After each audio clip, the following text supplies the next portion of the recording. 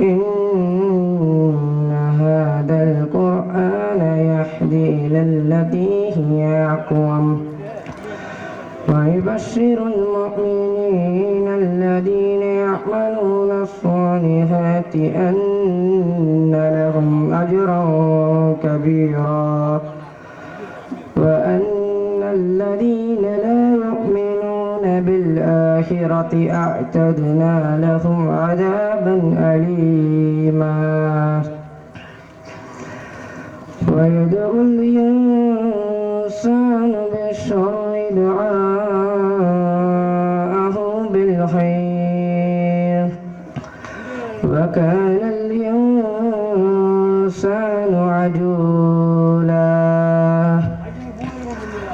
وجعلنا الليل والنهار آيتين فمحونا آية الليل وجعلنا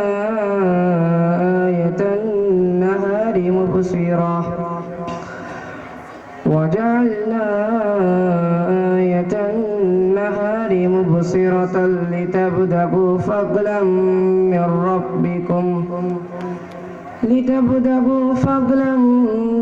ربكم ولتعلموا عدد السنين والحساب وكل شيء فصلناه تفصيلا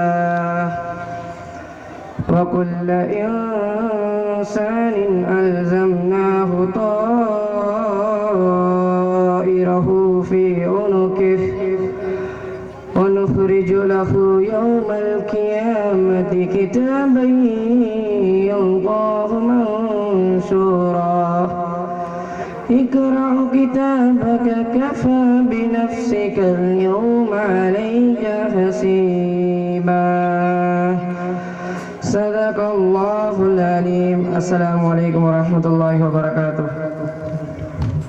وعليكم السلام ورحمة الله وبركاته. الله تعالى இந்த மாணவருடைய குரல் வளத்தை மென்மேலும் அல்லாஹ் அதிகப்படுத்துவானாக, அதிலே அல்லாஹ் பறக்க செய்வானாக.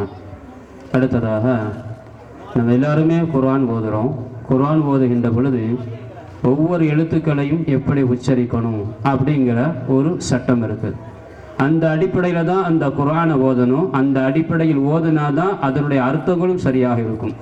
உச்சரிப்பு மாறினா கூட அர்த்தங்கள் மாறி போயிடும். எங்களுடைய உஸ்தாதுமார்கள் சொல்லுவாங்க, ஹலக அப்படின்னா படைத்தான். அல்லாஹ் தஆலா படைச்சவன் தானே. ஆனால் ஹ அப்படிங்கிற உச்சரிப்பு வராமல் ஹ அப்படின்னு உச்சரிப்பு ஓதுவோம். அப்படி ஓதித்தனா அது மொட்டையடித்தான் அப்படிங்கிற அர்த்தம் வரும். அல்லாஹ் மொட்டையடிக்கிறவனா, அல்லாஹ் படைக்கிறவனா? அப்போ அந்த உச்சரிப்பு மாறினா அர்த்தங்கள் மாறி போகுதா இல்லையா? அதனால மஹரஜ் என்பது நமக்கு மிக முக்கியம். ஒவ்வொரு எழுத்துக்களையும் எப்படி அழகா மஹரஜாக உச்சரிக்கணும் அப்படிங்கிறத ஆரிஃப் என்ற மாணவர் உங்களிடத்தில் விளக்குவார்.